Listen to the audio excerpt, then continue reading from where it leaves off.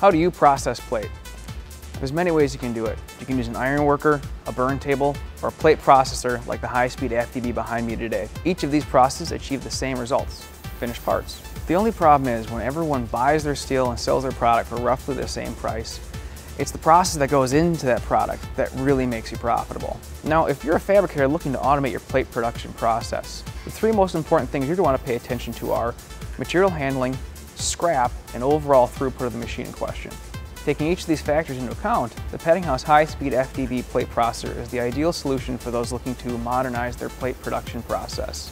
This might be the least glamorous part of the plate processor, but this is where the magic happens on a Peddinghaus machine. Compared to a burn table design, we actually feed the material to the operating area, as opposed to bringing the operating area of the machine all the way to the material. Now this benefits the fabricator in a couple of different ways. Faster throughput. Plates can be fed one after another with no stop in production. This means no waiting for a gripper and no waiting for the plate to be unloaded for the next piece of material to be placed on it. Minimize scrap.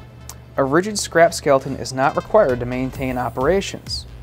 On the Peddinghaus machine, parts are cut into zones and typically yield about 5 to 8% scrap ratios in common nests. Modest footprint. Since there's no gripper or gantry that needs to be stored under a shelter, the plate can be fed right through an external opening in a wall. Let's go take a look. This brick wall depicts a typical Peddinghaus plate machine installation.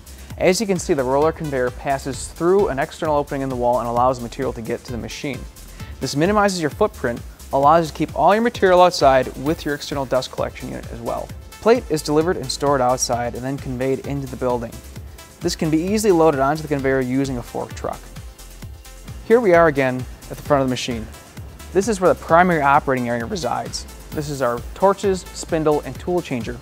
These three components move together in unison back and forth in front of the machine as the material is clamped with 12 tons of force and pulled through the operating process. As you can see, this machine utilizes a dump table and plenum chamber design. There's no slats, there's no water table, there's no downdraft table. What this means is better tool life and less maintenance. Now as you're drilling, this is what I consider a collision-free zone. There's no slats to hit with the tool, there's no slats to hit with an end mill. This means that you have maximized tool life.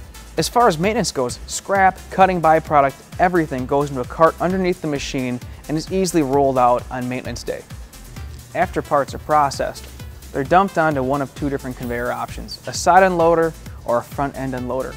Each of these options takes finished parts away from the operating zone and allows them to be sorted or taken to the next step of the process.